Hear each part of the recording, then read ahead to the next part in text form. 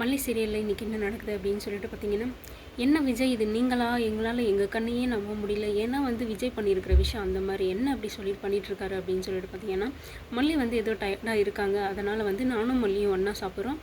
ரேணுகா நீ போய் மல்லிக்காக தோசை சுட்டு எடுத்துகிட்டு வா அப்படின்னு வந்து விஜய் வந்து மல்லிக்காக, அதுவும் வந்து ரேணுகா கிட்ட வந்து வேலை சொல்கிறது வந்து ரேணுகாவால் கொஞ்சம் கூட ஏற்றுக்கவே முடியல. இங்கே நான் ஒருத்தி இருக்கேன் அப்படின்றதே இவருக்கு ஏன் புரியவே மாட்டேது இந்த விஜய்க்கு.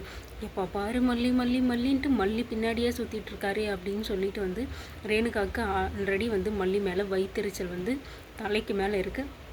அது மட்டும் இல்லாமல் இப்போ வந்து விஜயே வந்து மல்லிக்காக நீ வந்து தோசை சுட்டு கொடு அப்படின்னு சொல்லும்போது இதை வந்து ரேணுகா வந்து எப்படி எடுத்துக்குவாங்க? அங்கே வந்து அப்படியே ஏதோ பிறந்ததுலேருந்தே பணக்கார பொண்ணாக பிறந்து வளர்ந்து எதுவுமே செய்ய தெரியாது, இவளுக்காக வந்து நான் வேலை செய்யணுமா அப்படின்ற மாதிரி எல்லாம் வந்து சீன் போட்டுட்ருக்காங்க.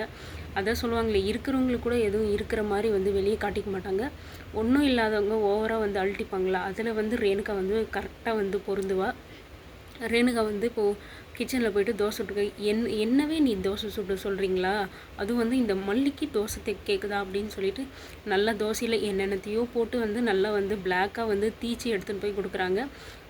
விஜய் மல்லி வந்து ஆனால் வந்து ஏதாவது சொன்னால் வந்து இதுக்கு ஏதாவது பிரச்சனை பண்ணுவா, ஏதாவது சண்டை போடுவா அப்படின்னு சொல்லிட்டு பொறுத்துட்டு அதை பார்த்துமே வந்து சாப்பிட்டுட்ருக்காங்க. சாப்பிட முடியாமல் வந்து மல்லி வந்து விக்கல் வருது, தும்மல் வருது, திணறிட்டு இருக்காங்க. அதை பார்த்து விஜய் வந்து என்ன மல்லி என்ன ஏன் இப்படி இருக்கே அப்படின்னு சொல்லிட்டு வந்து தண்ணியெல்லாம் எடுத்து கொடுத்துட்டு அப்புறம் தோசையை வந்து விஜய் வந்து நோட் பண்ணுறாரு. தோசையை கையில் எடுத்து என்ன ரேணுகா இது என்ன தோசை சுட்டு வச்சுருக்க, உனக்கு கொஞ்சம் கூட தோசை சுட தெரியாதா? நீ எதுக்கு மல்லி மேலே இவ்வளோ காண்டில் வந்து சுடுற அப்படின்னு சொல்லிட்டு விஜய் வந்து ரேணுகாவை அடிக்க போயிட்டாரு. அதை வந்து ரேணுகாவால் கொஞ்சம் கூட ஏற்றுக்கவே முடியல. அப்படியே முறைச்சிட்டு நிற்கிறாங்க.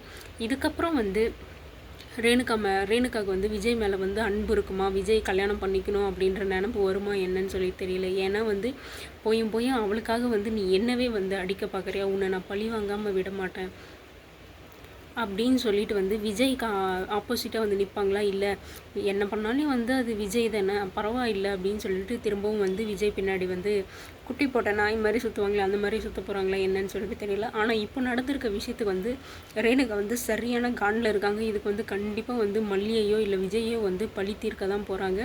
இதில் வந்து விஜய் வந்து அது எந்த ஒரு நினப்பில் இருந்தாருன்னே தெரியல. மல்லிக்காக வந்து ரேணுகாவே கை ஓங்க போயிட்டாரு, அடிக்க போயிட்டாரு. அந்த இடத்துல வந்து மல்லி தடுக்கலைன்னா கண்டிப்பாக வந்து விஜய் வந்து ரேணுகாவை வந்து அடிச்சிருப்பார். என்ன யோசிச்சாரு, என்ன திடீர்னு வந்து மல்லிக்காக இப்படி பேசுகிறாரு அப்படின்றதெல்லாம் எதுவுமே வந்து புரியவே இல்லை. ஏன்னா வந்து மல்லி தான் வந்து ராஜுக்கிட்ட ப்ராஜெக்ட் விஷயத்தை பற்றி சொல்லிட்டா அப்படின்னு சொல்லிட்டு மல்லி மேலே ரொம்பவே கோவப்பட்டார் விஜய். அதுக்கப்புறம் வந்து கொஞ்ச நேரம் யோசிச்சு இவ சொன்னதை வந்து நம்ம நம்பிட்டோமே, ராஜு வந்து பொய் சொல்கிறதுல வந்து பக்கா கேடி, அப்படி இருக்கிறபோது மல்லி நமக்கு எதிராக எதுவும் பண்ணியிருக்க மாட்டா அப்படின்னு சொல்லிட்டு கொஞ்ச நேரம் யோசித்து ரியலைஸ் ஆகி வந்து மல்லிக்கிட்ட வந்து சாரியெல்லாம் கேட்டார். அதே மாதிரி வந்து ரேணுகாக்கிட்டையும் பண்ணுவாரோ, அந்த ஒரு பாயிண்ட் ஆஃப் மொமெண்ட்டில் வந்து நான் கோவப்பட்டுட்டேன், சாரி மல்லி சாரி ரேணுகா அப்படின்னு சொல்லிட்டு ரேணுகா காலில் போய் விழுந்துருவாரோ அப்படின்ற பயமும் இருக்குது. ஏன்னா வந்து விஜயை நம்பவே முடிய மாட்டேன்றது. ஒரு நாள் மல்லி பக்கம் இருக்கார், ஒரு நாள் ரேணுகா பக்கம் இருக்கார். அதே ஒரே விஷயத்தில் வந்து அப்படியே மாறி மாறி இருக்கார். ஒன்றுமே புரியல. இதில் வேறு இவங்களுக்கு கல்யாணம் வேறு ஆக போகுது. கல்யாணம் வேறு ஆகிட்டா சும்மாவே இவன் மல்லியை வந்து சுத்தமாக மதிக்கவும் மாட்டா, ஒரு வேலைக்காரி மாதிரி நடத்திட்டுருக்கா. இதில் கல்யாணம் ஆகிடுச்சுன்னா இங்கே எல்லாமே நான் தாண்டி, நீ யார் இங்கே அப்படின்னு சொல்லிட்டு வந்து சீன் போட ஆரம்பிச்சிருவா. அது மட்டும் இல்லாமல் வெண்பா குட்டிக்கு வந்து ஒரு ப்ராப்ளம் வந்திருக்கு, பெரிய ப்ராப்ளம். அதை வந்து மல்லிக்கிட்ட வந்து சொல்லிகிட்ருக்கேன். என்ன அப்படின்னா, டாடா வந்து ரொம்ப கெட்டவங்களா மல்லிமா, எல்லாரும் வந்து என்னை திட்டுறாங்க, என்னை வந்து கேலி பண்ணுறாங்க ஸ்கூலில் வெளியே எல்லாரும் அப்படின்னு வந்து சொல்லிட்டுருக்காங்க.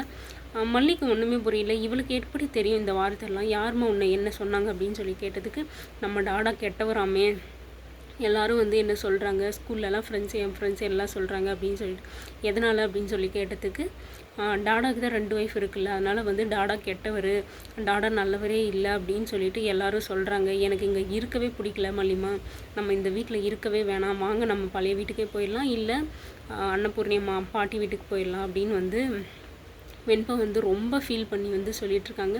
மல்லி வந்து இவ்வளோ சின்ன வயசில் எதுக்காக வந்து எல்லாரும் வந்து ஒரு பொண்ணை வந்து இந்த அளவுக்கு இக்கடாப்படுத்துகிறீங்க, இந்த சொசைட்டியை நினச்சி மல்லி வந்து ரொம்பவே ஃபீல் பண்ணிகிட்ருக்காங்க.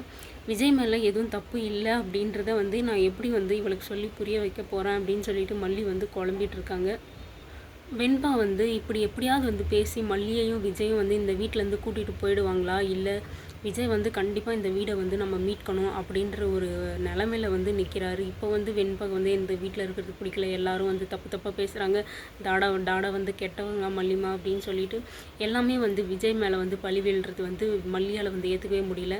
என்னதான் இருந்தாலும் தப்பே பண்ணாலும் அது கணவர் ஆகிடுச்சுல, அதனால் வந்து அவரை வந்து தப்பு சொல்ல முடியாத நிலமையில வந்து மல்லி இருக்கா. மல்லி வந்து இந்த மாதிரியெல்லாம் ஒன்றும் இல்லை, டாடா ரொம்ப நல்லவர், யாருக்கும் எந்த தப்பும் செஞ்சதில்லை, உண்மையை பேசுகிறவர் அப்படி இப்படின்னு சொல்லிட்டு டாடா அந்த மாதிரியெல்லாம் கிடையாதுமா, அது வந்து அவர் இறந்துட்டாரு, உங்கள் ரேணுகம்மா இறந்துட்டாங்க அப்படின்னு சொல்லி தான் உன்னை பார்த்துக்கிறதுக்காக தான் என்ன கல்யாணம் பண்ணாரே தவிர என் மேலே ஆசைப்பட்டோ இல்லை வந்து நாங்கள் லவ் பண்ணி எல்லாம் கல்யாணம் பண்ணிக்கவே கிடையாது. அதனால் வந்து டாடா மேலே எந்த தப்பும் கிடையாது.